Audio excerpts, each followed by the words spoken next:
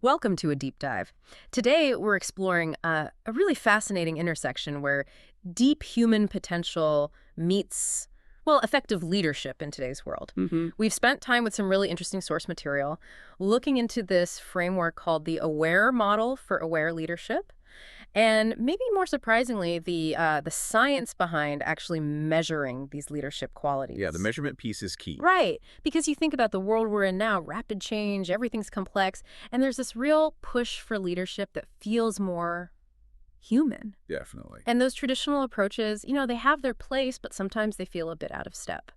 So our mission here, really unpack why aware leadership seems like the model for right now. And pull back the curtain a bit. Exactly. Pull back the curtain on how these qualities, things that sound subjective, like wisdom or authenticity, are not just vital, but how they can actually be understood, measured, and developed Moving them from just sort of nice ideas. to something concrete you can work on, a path for growth. And the idea is that for you listening, whether you're already leading or aspiring to, or maybe just curious about what makes leaders truly effective and, importantly, ethical, Hmm. this deep dive should give you those core insights from the material. We're aiming to pull out the key takeaways, not just what aware leadership is, but really why it matters so much now. And like you said, the intriguing part. Hmm. How do you assess and cultivate something so personal, systematically? Okay, so let's set the scene first. The sources really paint a picture of today's leadership landscape being, well, pretty challenging. Understatement, maybe. Probably. Unprecedented speed, global links, and this much higher awareness of the people side of things in organizations.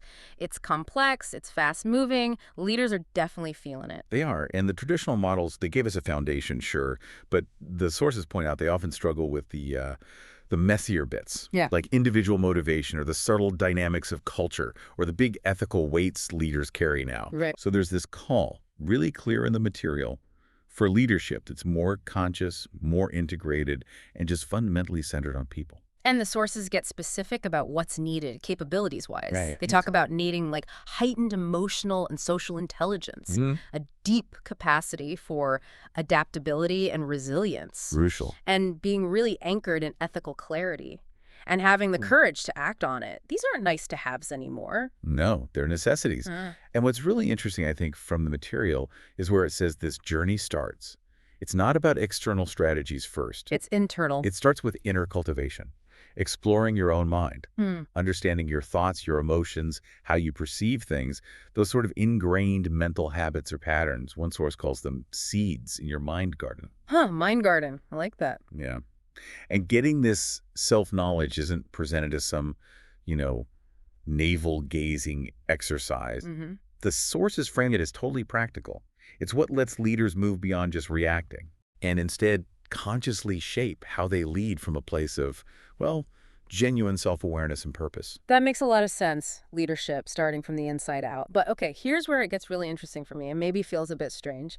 If these are such internal things, awareness, wisdom, authenticity, Hmm. why do we need to measure them? I mean, can you even measure wisdom? That's a great question. And the sources make a strong case for it, really leaning on the scientific perspective. Okay. In a world that values evidence, that wants systematic approaches, measurement is how you demonstrate impact, how you make things tangible. Think about mindfulness, for example. Yeah. Deeply subjective, right? An inner experience. But people like John Kabat-Zinn, they built huge credibility for mindfulness-based stress reduction, MBSR. Right, through research. Exactly, by rigorously measuring its effects, Hmm. using stress scales, well-being questionnaires, attention tests, even physiological stuff. They found ways to quantify the impact of that inner practice. So they made the subjective measurable in a way. Precisely. Yeah. And the argument in the source material is that applying that same kind of measurement thinking to these leadership qualities is vital. It's how we move them from just being aspirations to being skills you can actually develop in a focused way. Okay, so applying that idea, what are the specific benefits the sources list for measuring aware leadership? Why go to the trouble? Well, several really key things come out. First, it helps build a common language. It forces clarity. How so? Because if you're going to measure awareness or wisdom, you have to define precisely what you mean by those terms in this context. That process itself clarifies the concept, and it gives everyone, leaders, coaches, HR, a shared vocabulary to talk about it. Okay, clarity. Makes sense. Second, and this is huge for individual leaders, having some objective assessment data. Well, it fuels self-reflection and helps target growth in a way that just thinking about it yourself often can't. It shows you maybe where you're not seeing things clearly. It's exactly your blind spots, but also your strengths. It highlights specific areas needing development, making the whole process much more concrete and actionable. Right. Third, think about the people designing leadership programs, HR, organizational development folks. Yeah. Having measurable constructs gives them a solid framework. So they can design better programs. Better programs, yes, Yeah. but also track progress, see what's working, and even demonstrate the value, the ROI of investing in this kind of leadership development. Okay, that's practical. And finally, on an organizational level, when you start highlighting and measuring these qualities, you send a powerful signal. You consciously start building a culture that actually values and rewards awareness, wisdom, authenticity. The whole aware model. Exactly. It shapes the culture by showing what kind of leadership is expected and encouraged. So measurement brings clarity, helps individuals target growth, gives structure for development programs, and can even shift organizational culture. That's a powerful argument for the science side. It is. Okay, let's dive into the aware model itself then. The sources break it down. Awareness, wisdom, authenticity, resilience, engagement. 5 components. Let's maybe go through them, looking at what each one means in this model, and importantly, how the material suggests we can actually, get handle on measuring them. Sounds good. And just as a baseline, when we talk measurement here, especially for human qualities, there are these sort of scientific goalposts we need to hit. The sources bring this up repeatedly. 2 big ones, reliability and validity. Reliability and validity, okay. Think of reliability like a crusty bathroom scale. Yeah. You step on it today, tomorrow, under the same conditions, it should give you pretty much the same number. Consistency. Exactly, consistency. The measurement is dependable. You can trust it's not just random. Okay. And validity. Validity is about accuracy. Is that scale really measuring your weight, or is it consistently 5 pounds off? For leadership, it means asking. Are we truly measuring wisdom, or are we just measuring how confident someone feels about their decisions? Okay. Big difference. Huge. So establishing validity means gathering evidence. Do the questions actually cover the concept? Does the score relate to real leadership behaviors or outcomes? Is it capturing the thing we intend to capture and not something else? Got it. Consistency and accuracy. Reliability and validity. Okay, crucial foundations. So let's start with the first A, awareness. What's that about in the aware model? Awareness is really positioned as the foundation, the bedrock. It's about looking inward self-awareness with honesty and looking outward situational awareness with clarity. And there's a third piece, mindful presence. Okay, 3 facets. Tell me about self-awareness first. Self-awareness, that inward look. The sources stress how vital it is. It's the basis for managing your emotions, for making decisions that actually align with your values, for understanding the impact you have on other people. Knowing your own triggers, maybe. Exactly. Knowing your triggers, your biases, your strengths, where you need to grow. It's like your internal compass. Okay. Then situational awareness, the outward look. Right. That's about tuning in to what's happening around you. For a leader, that means really perceiving team dynamics, understanding the unspoken rules of the organizational culture, being sensitive to stakeholder needs, grasping the bigger picture you're operating in. Reading the room, basically. Reading the room, but maybe on a deeper level. And then there's mindful presence. Being present. Yeah. In the moment. Yes. Being grounded right here, right now. The sources link this to things like mindful breathing or that PREP practice from other volumes, which starts with pause. Right, the pause. That presence allows for deeper listening, clear communication because you're not lost in your head, better decisions that aren't skewed by past regrets or future anxieties. And it's key for managing stress too, staying anchored. Okay, self-awareness, situational awareness, mindful presence. But how on earth do you start measuring something that feels so internal, so perceptual? What methods did the sources suggest? Well, they definitely recommend using multiple methods, not just one. A common starting point is self-report questionnaires. So asking people directly. Yeah. Items might ask things like, I can usually identify the specific emotions I am feeling, or about how aware they think they are of their impact on others. But we all have blind spots, right? What we think about ourselves isn't always accurate. Absolutely. Which is why 360-degree feedback is presented as so important for awareness. Getting input from others, peers, team members, managers. Exactly. Their perspectives are gold. They can tell you how your awareness, or lack of it, actually shows up. Do they perceive you as being aware of how your mood affects the team? Do they notice when someone's struggling? Do they feel you give them your full attention? That external view is critical. Okay, 360s are key. What else? Reflective journaling is another method mentioned. This gives richer qualitative data. Like asking leaders to write about specific situations. Yeah, prompts might ask them to reflect on their emotional reactions or how their values played out in a decision or the impact of their communication style. It encourages that deeper self-reflection. And I think the sources also mention things like situational judgment tests or observing behavior, especially for situational awareness. Yes, exactly. Mm. SJTs could present scenarios to see how well someone picks up on relevant cues, and observing leaders in action, maybe in simulations, can also reveal how attuned they are to their environment. Okay, so a mix of methods for awareness. Let's move to W, wisdom. This feels even tougher to measure. How do they define it? Yeah, wisdom is definitely a big one. In the AWARE model, it's framed as insight-driven and ethical decision-making. So not just being smart, but applying insight and ethics. Precisely. It's about how you use knowledge and insight, especially when things are ambiguous, complex, or ethically charged. The facets mentioned are insight-driven decision-making, ethical judgment, and considering multiple perspectives, what the sources often link to systems thinking. Wise leaders, according to this, are the ones who can navigate that complexity and make choices that are not just effective, but also principled, strategic, and, well, good. It connects to understanding mental patterns, seeing the bigger picture, staying flexible in your thinking. So how do you measure that blend of insight and ethical judgment? Situational judgment tests, SJTs, come up again as a key method here. Presenting tricky scenarios. Right. Really realistic, complex situations. Maybe there's a product flaw discovered right before launch or an ethical gray area in a competitive bid. You look at the leader's chosen response and maybe even the reasoning behind it. But designing those must be hard. How do you score them? It requires really careful design, absolutely, and often involves getting consensus from experts on what constitutes a wiser response in that specific context. It's rigorous. What else besides SJTs? Self-report can capture tendencies, asking about their habits of reflection, whether they consider long-term consequences before deciding, or if they explicitly think about ethical implications. So gauging their thought process. Kind of, yeah. Their self-reported process. And again, 360 feedback is crucial for the external view. How is their judgment perceived by others? Are they seen as consistently acting in line with ethical values? Okay, SJTs. Self-report on process. 360s for perception. Got it. Next up, the second A, authenticity. Leading with integrity and transparency. Right. Authenticity is all about building trust and credibility. The sources link this strongly to existing research on authentic leadership. Makes sense. Trust is foundational. Totally.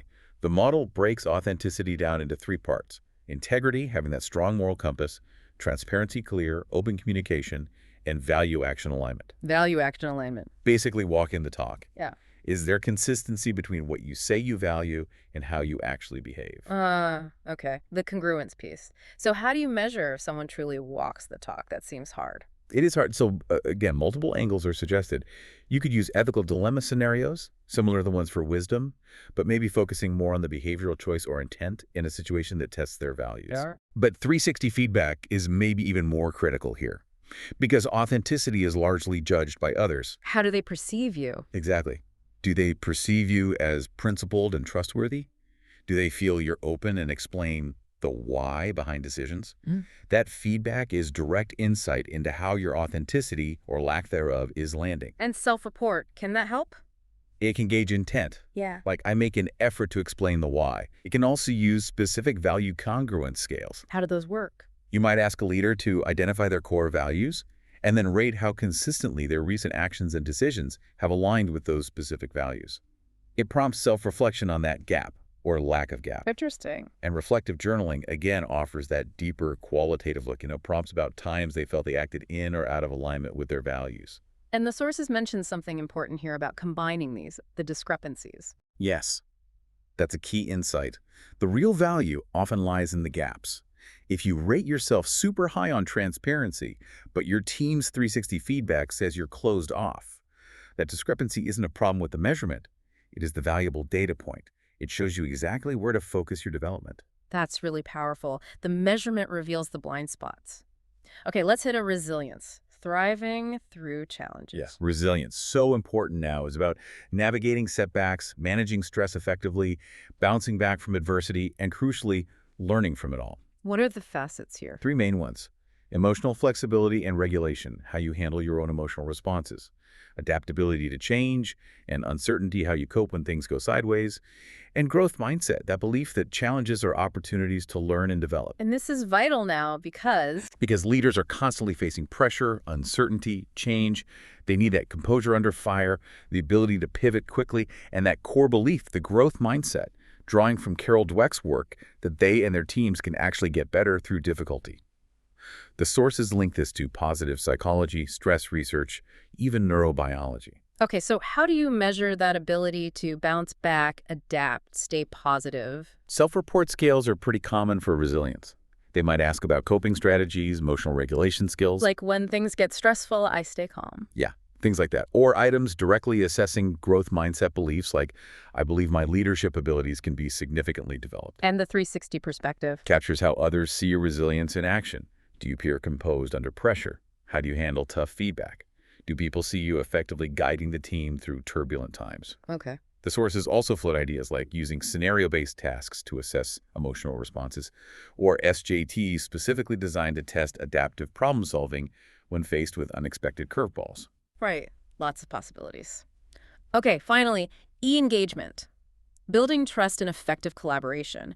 This feels like it's about the leader's impact on others. It absolutely is. Engagement in this model is really the outward expression of all the other components. It's how awareness, wisdom, authenticity, and resilience translate into creating a positive, thriving team environment. So it's where the inner work shows up externally. Exactly. The facets reflect that. Fostering trust and psychological safety, creating that environment where people feel safe to speak up. Effective and compassionate communication, how you interact, and building meaningful relationships and empowering others. And this matters because Because it's a huge driver of team motivation, performance, well-being, and overall organizational health. The source is connected to research on psychological safety, communication, empowerment, self-determination theory. It's where the leader directly shapes the team experience. So how do you measure something so relational, so focused on interaction and environment? Well, the sources are clear that a multi-method approach is pretty much essential here, given it's so much about relationships and team dynamics. Makes sense. 360-degree feedback is, again, very powerful. You can directly ask team members about the leader's behaviors. Like, do you feel safe raising concerns with this leader? Precisely. Or, does this leader encourage you to take initiative? Questions that get at trust, safety, empowerment from the team's perspective. What about measuring the team environment itself? Yes, that's another angle. Yeah. Using things like team climate surveys to assess psychological safety across the whole team, or team empowerment scales to see how empowered people feel collectively. These are outcome measures, reflecting the leader's impact. Okay. You could also potentially use behavioral observation checklists, maybe in training simulations, to look for specific trust-building behaviors. How do they solicit input? How do they respond to disagreement? Right. So for engagement, it's really about looking at the leader's behaviors and the impact on the team's experience. Exactly. It requires that broader view. Okay, we've walked through all 5 aware components and the kinds of methods proposed: self-reports, 360s, journaling, SJTs, observation. And a recurring theme was using a mix of these. Yes, definitely. Because, as the sources point out, every single method has limitations. Right. Self-report has bias. 360s can have rater issues. Journaling is subjective, Exactly. Relying on just one gives you a skewed or incomplete picture. which leads us right into this concept the sources really emphasize: triangulation. Yes, triangulation. It's the crucial step to pull it all together. Explain that simply. What is it? In simple terms, it's just using data from multiple different sources or multiple different methods to get a more complete and accurate picture of something, like using multiple satellites to pinpoint a location, not just one. Okay, so why is that so important for assessing these leadership qualities? Well, first, it significantly boosts the accuracy. You get a more robust, reliable picture. Second, it allows you to build a much more holistic profile of a leader, seeing them from different angles. And crucially, Crucially, it's the best way to identify those vital blind spots. The areas where how you see yourself is way off from how others see you. the self-perception gap. Right. But it can also work the other way. It can uncover hidden strengths, things others see in you that maybe you underestimate or don't recognize in yourself. That's interesting too. The sources use this great example, a leader named David. His self-assessment tells one story. Then you add his 360 feedback. Maybe his peers rate his resilience differently than his direct reports do. Then you look at his journal entries, which reveal his internal perspective, his So struggle. you get different layers. Exactly. Yeah. And the differences between those layers, the discrepancies, that's where the gold is. So that's not noise, that's the insight. It shows David very clearly where the most impactful development opportunities lie for him. Wow, yeah, that example makes it really clear. Triangulation isn't just about confirming things, it's about uncovering the misalignments, the gaps. Okay, so you do this, you gather this rich, triangulated data. What's the point? The sources seem really strong on this not being just about evaluation. No, definitely not just evaluation. The primary purpose is development, growth. So how does that work? You get this profile. Typically, yeah, the data gets synthesized. You might see scores or indicators for each aware component, highlighting your relative strengths, your areas needing development, and importantly, mapping out those blind spots and hidden strengths that came out of the triangulation. Often includes qualitative comments from the 360s too, adding color. Provides context. Exactly. And the sources mention that eventually, with enough data, you could add benchmarking comparing scores to relevant groups to give even more context. But that's a future step. And for the leader getting this feedback, this profile, what do they do with it? The sources talk about it being like a compass for their leadership journey. It's fuel for self-reflection. Helping them see where to focus. Precisely. Identify maybe one or two priority areas, and then the idea is to set clear, actionable goals, often using that SMART framework-specific, measurable, achievable, relevant, time-bound. And then make a plan. Make an action plan, yeah. And, crucially, integrate practices that help build those areas.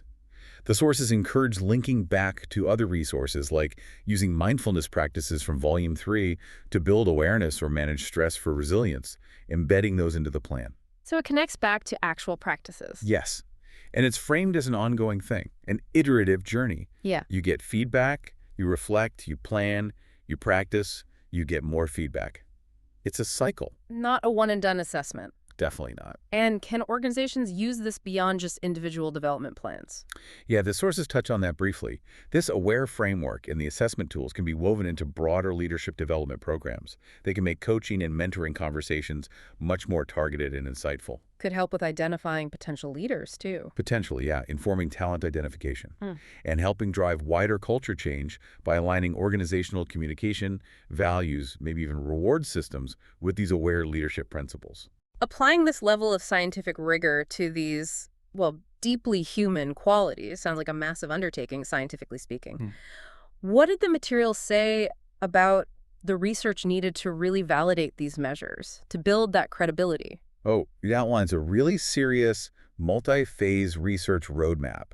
It's clear they understand this needs rigorous validation to meet those standards of reliability and validity we talked about earlier. So what does that involve? Well, it starts with careful item generation writing and refining the questions or scenarios. Then pilot testing. Then studies to establish content validity. Do experts agree the items cover the concepts? Then construct validity, Which is? making sure the measures are actually capturing the aware components accurately. That involves statistical analyses, looking at how different measures relate to each other, do things that should correlate, actually correlate, do things that shouldn't, not correlate. Does the structure fit the model? Okay, complex stats stuff. Yeah, it requires large, diverse samples of leaders, teams, collecting lots of data, sophisticated analysis, and then criterion-related validity showing that the assessment scores actually predict or relate to real-world outcomes, like leader effectiveness ratings or team performance. And finally, developing norms so you can interpret scores meaningfully. That sounds thorough, like years of work. It is. It's a significant scientific undertaking. But the sources also make a really important point about qualitative research. Like interviews, case studies. Exactly.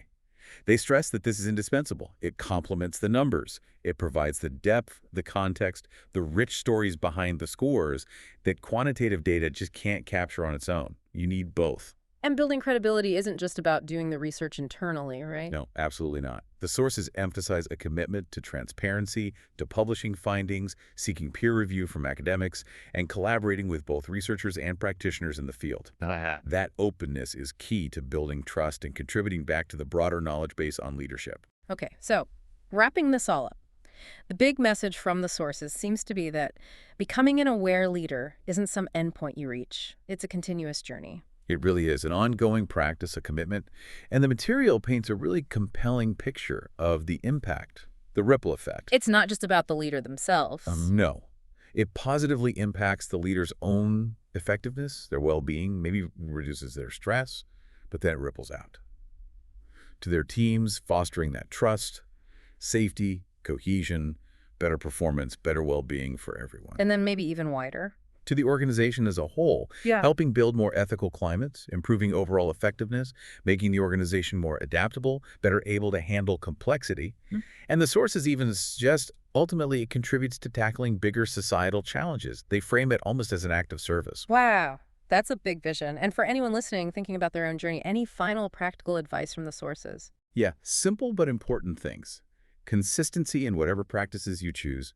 Actively seeking feedback, especially the feedback that might feel a bit uncomfortable. That's often where the growth is. And cultivating patience and persistence. This stuff takes time. It's not an overnight transformation. Okay. Wow. Yeah, that really was a deep dive. We've covered a lot of ground. From why we need this kind of aware leadership now to this really bold idea of applying scientific measurement to these very human qualities. hmm We unpacked the aware model: awareness, wisdom, authenticity, resilience, engagement. Looked at how you might measure them using a mix of methods, the power of triangulation for uncovering those crucial blind spots. And how it all points towards real, concrete development for individuals and organizations. Yeah. It's fascinating to see that plan for rigorous validation. It really tries to bridge that gap between sort of inner experience and objective study. It does. It moves these essential qualities from being maybe fuzzy ideals into things that are observable, potentially understandable, and most importantly, developable. That commitment to evidence is really interesting. Absolutely. And I think for you listening, the key thing is that just understanding these components, awareness, wisdom, and so on, and knowing that they can be assessed and worked on, well, that gives you a powerful map for your own leadership path. Yeah, It's not about hitting some perfect score, right? It's about that continuous learning, that growth. exactly. Which maybe leads to a final question for you to think about.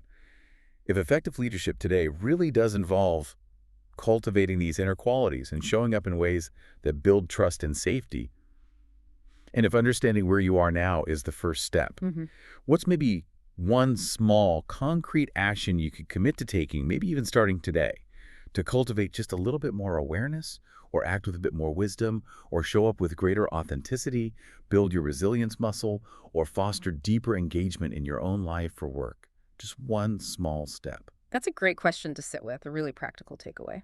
Well, thank you for joining us on this deep dive into the AWARE model. We hope it sparked some useful ideas and gave you plenty to reflect on for your own journey.